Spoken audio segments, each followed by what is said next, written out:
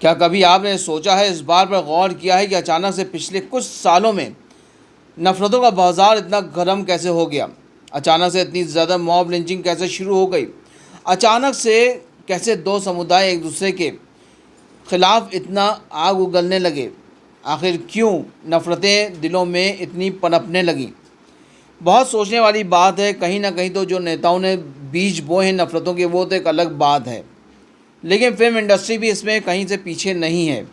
इसमें film industry का भी बहुत बड़ा हाथ है, जिसमें हम कहेंगे कि अगर दो तीन चेहरे ऐसे हैं जिन्होंने भरपूर ये काम किया है कि कैसे आज की जो यूथ है उसके दिलों में सिवाय नफ़रत के और कुछ ना बोया जाए।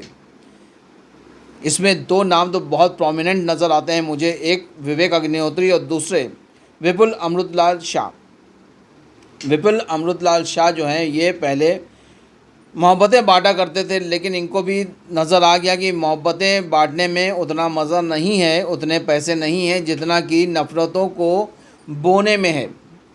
आपको पता है, आपको याद होगा कि जब विवेक अग्निहोत्री ने फिल्म बनाई थी द कश्मीर फाइल्स, उसके बाद कितना नफ़रतों का बाज़ार गर्म हुआ था। वैसे ही ठीक उसी राह पर विपुल अमृतलाल शाह ने भी सोचा कि वो भी कुछ ऐसा करें कि नफ़रतों का बाज़ार गर्म करके अपनी जेब कैसे भरें। उन्होंने द केरल स्टोरी बनाई थी, उसमें उन्होंने रुपया कमाया, लेकिन उसी फसल को और आगे काटने के लिए उन्होंने बनाए द केरल स्टोरी पार्ट 2। अब इसमें सब कुछ उल्टा पड़ गया उनके ऊपर, क्योंकि जो उन्होंने सोचा था उतना कुछ हुआ ही नहीं। क्योंकि जो नफ़रतें वो बोना चाह रहे थे, जिसके तहत वो फसल काटना चाह रहे थे नफ़रत की, वो हो नहीं पा रहा है। और आज भी वो पूरी कोशिश कर रहे हैं कि कैसे उनकी फ़िल्म नफ़रतों का बाज़ार गर्म कर सके। जगह जगह बैठ कर इंटरव्यू देने की कोशिश कर रहे हैं, लेकिन उसके बावजूद कुछ नहीं हो पा रहा है। बहुत सारे चाटुकार जो पत्रकार हैं वो उनकी हाँ में हाँ मिलाते हैं और उनकी बात सुनते हैं और उनको कोई क्रॉस क्वेश्चनिंग नहीं करते हैं।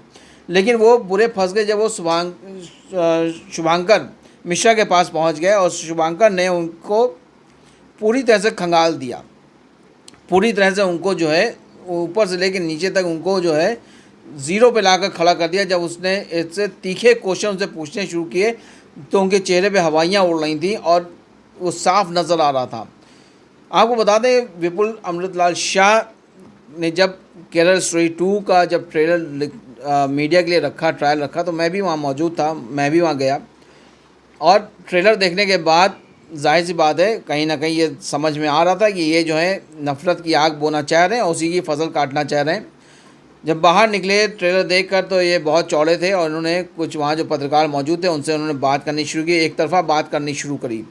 जाहिर सी बात है पत्रकार जब सामने होते हैं, कोई किसी उनके सामने कोई होता है तो उसको क्रॉस क्वेश्चनिंग नहीं करते हैं उस वक्त, क्योंकि उनको अपनी साख बनानी होती है, उनसे अपने रिलेशन मेंटेन करने होते हैं। वहीं पर हमने इनसे 3 क्रॉस क्वेश्चन कर दिए। तीसरे क्रॉस क्वेश्चन के बाद विपुल साहब जो थे उन्होंने हमसे कहा कि मैं 2 मिनट में आता हूँ, मुझे एक फ़ोटो खिंचानी है, दोनों फ़ोटो खिंचा के मैं आता हूँ। और उसके बाद उन्होंने बिना आंसर दिए वो जो है समझ गए कि यहाँ पे क्रॉस क्वेश्चनिंग शुरू हो गई है, तो वहाँ से उस वक्त निकल गए वो, क्योंकि हमारे जो क्वेश्चन थे बड़े वैलिड थे, उसका वो जवाब नहीं दे पा रहे थे। बहरहाल हमने कई बार कोशिश की उनसे इंटरव्यू करने की, लेकिन वो अभी तक मेरा इंटरव्यू उनके साथ हो नहीं पा रहा है। वजह कोई भी हो सकती है, बहरहाल भी वो इंटरव्यू मेरे हुए नहीं। अगर होंगे तो यकीनन वो इंटरव्यू आप भी देखिएगा। मुझे भी बड़ा सख्त इंतज़ार उनके साथ कुछ बातें करने का, लेकिन वो अभी तक वक्त नहीं मिल पा रहा है, मुझे उनकी तरफ से नहीं मिल रहा है वक्त। आपको बताते चलते हैं कि ये फिल्म इंडस्ट्री में कुछ लोग ऐसे हैं जो आज के यूथ को इतना वल्गरा रहे हैं, इतना ज़्यादा उनको उत्साहित कर रहे हैं कि वो जो हैं कुछ भी करे जा रहे हैं। उनको, उस यूथ को ये नहीं पता कि इनका तो कुछ नहीं जाने वाला है, क्योंकि ये तो पैसे कमा के बैठने वाले हैं। जो फिल्मों में ये जो नफ़रतें दिखा रहे हैं, जिससे खून खौला रहे हैं यूथ का, और एक समुदाय को दूसरे समुदाय से लड़ाने की पूरी भरपूर कोशिश कर रहे हैं। आपको ये बता दें कि विपुल अमृतलाल शाह ने जो एक सीन डाला था, वो जो बीफ के जो टुकड़े वाला, उसको सोचा था ये सीन जो है आग लगा देगा, आग।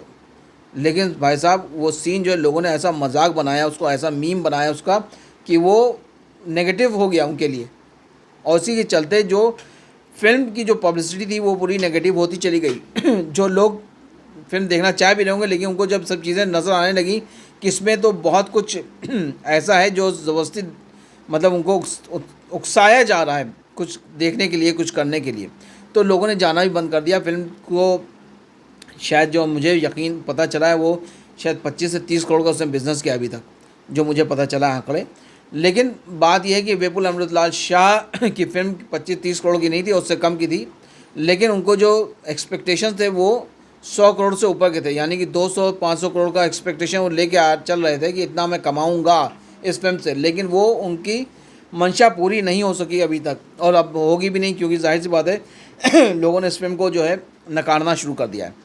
आपको बताते चलते हैं, ये फिल्म इंडस्ट्री जो है, जिसमें इस तरह के लोग जो मौजूद हैं, वो एक लय को देख के उसकी तरफ बहते हैं।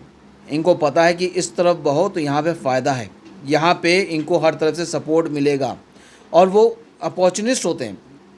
इनको मौका टेरियन कहा जाता है, मौका देकर ये जो है वार करते हैं। तो कहीं ना कहीं जो नफ़रतों के बीज बॉलीवुड की तरफ से बोए गए हैं, वो भी बहुत हद तक ही आज के हालातों पे बहुत ही उनको जो सपोर्ट मिल रहा है, आज के हालातों को, जो नफ़रत के जो बीज बोए जा रहे हैं, जो हम लोग देख रहे हैं नफ़रत की फसल, वो बहुत कुछ यहाँ से भी उसमें खाद डाली गई है। और ये भी आपको बताते चलते हैं कि यूथ है जो अपने हाथ में इस तरह की चीज़ें ले रहा है, अपना कानून ले रहा है, उसको ये नहीं पता कि अगर उसका एक बार नाम पुलिस की डायरी में चढ़ गया तो उसका कैरियर ख़त्म। या तो फिर वो पकौड़े बेचेगा, या तो फिर वो गैंगस्टर ही बनेगा।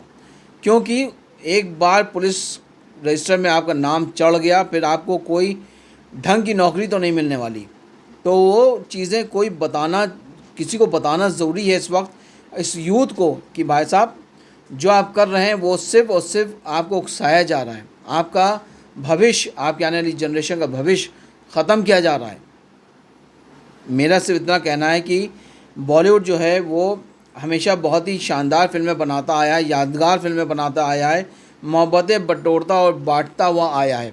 लेकिन उसी में कुछ ऐसे लोग भी शामिल हैं जो बॉलीवुड के नाम पर बहुत ही, एक बोलेंगे बदनुमा दाग है जिसको बोलेंगे, वो हैं जो सिर्फ़ और सिर्फ बॉलीवुड को कहीं ना कहीं एक ऐसा काला टीका लगा रहे हैं, जो दाग जो है वो सालों तक धुलने वाला नहीं है। वो बात अलग ही, अब आज की यूथ धीरे धीरे जो है, आवाम जो है धीरे धीरे ये समझ रही है कि उसको क्या देखना है, क्या नहीं देखना है। क्योंकि उसको ये भी पता चल रहा है कि इसका भविष्य क्या है, इसका भविष्य सिर्फ अंधकार है और कुछ भी नहीं है।